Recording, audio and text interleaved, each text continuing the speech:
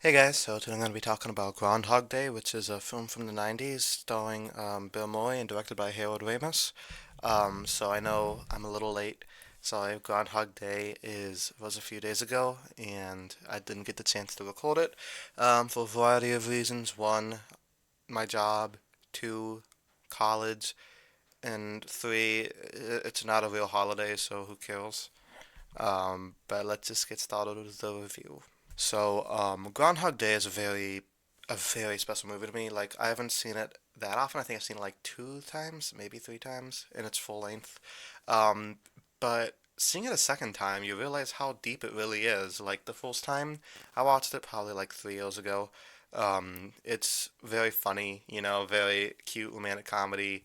And then the second time, you realize like it's much profound than people give it credit for. Like everybody gives it credit for being hilarious, which it is, but I feel like nobody talks about it as like an actual character study and the perfect like arc and just a beautifully written movie in altogether. So basically, like the time loop has been done several times before. This is nothing new. I mean, maybe it was, maybe this was like the first time loop movie ever, but I don't know. Since then, there's been a lot like the Happy Death Day movie, or that episode of The X-Files with the prisoner, or that episode of Star Trek where the ship keeps blowing up, cause and effect. Yeah, you know what I'm talking about. But I feel like this one's a lot more philosophical than those are. So, I think Bill Murray was perfectly casted for this role. Um, but the whole concept of like character finds themselves in some weird situation, some weird sci-fi fantasy situation, and has to adapt comedy has been done a lot of times before. Lyle Lyle springs to mind, but I hate that movie. The Nicolas Cage like switching lives movie, I hate that movie. But this one, I feel like it's not like trying to tell a joke every 5 seconds. They let the jokes breathe. I think a lot of that has to do with Bill Murray's performance. He's like not exactly like the most physical comedian.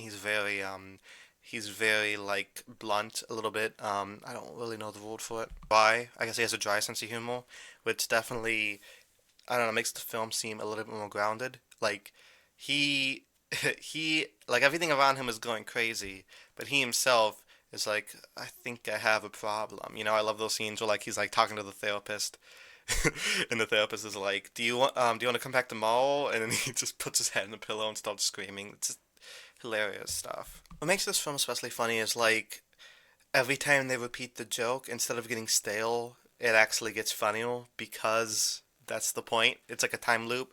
So this every time the alarm comes up, put your little hands in mine, and then he beats the annoying Ned Bryelson. It gets funnier and funnier because like it's just the different ways he reacts to it.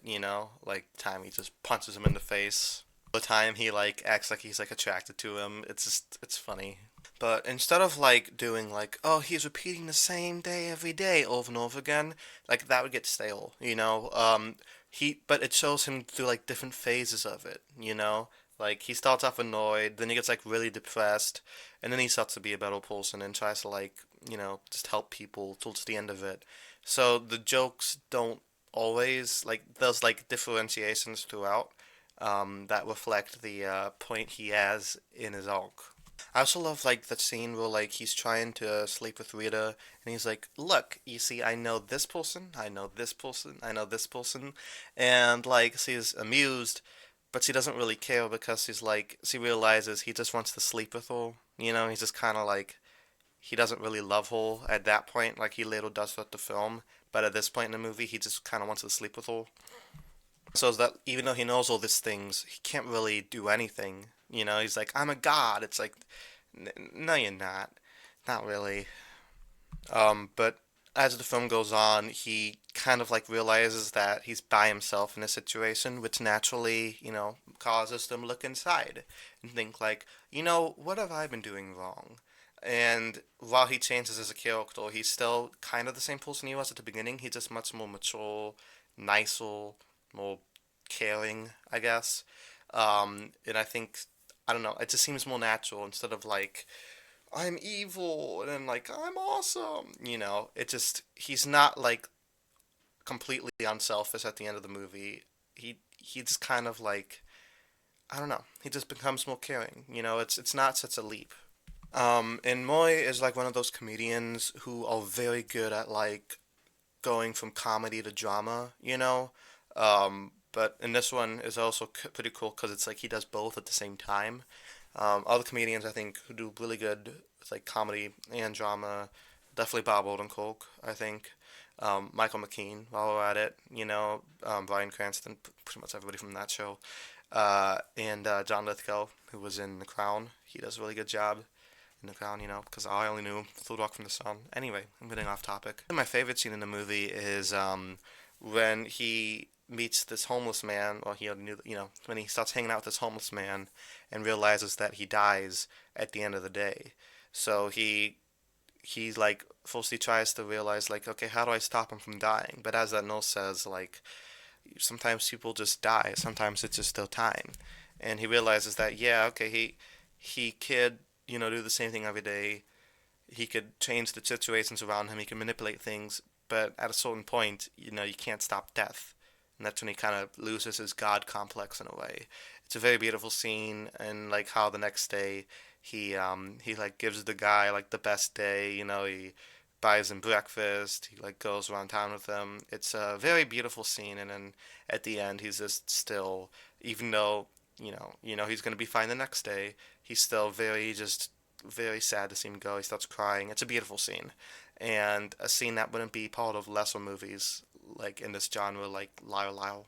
Like I mean, And another reason, like this is one of the greatest comedies of all time, well, comedy dramas of all time, is that it's not just a funny moment, a dramatic moment. They use their comedic moments to help tell the dramatic story. They supplement it nicely. It's not just kind of separated. So all in all, I think Groundhog Day is one of the greatest films of all time. I try to watch it whenever it's Groundhog Day or around that time. So yeah, let me know down in the comments below what you thought of this movie. Um, and thank you everybody so much for watching. And until next time, peace.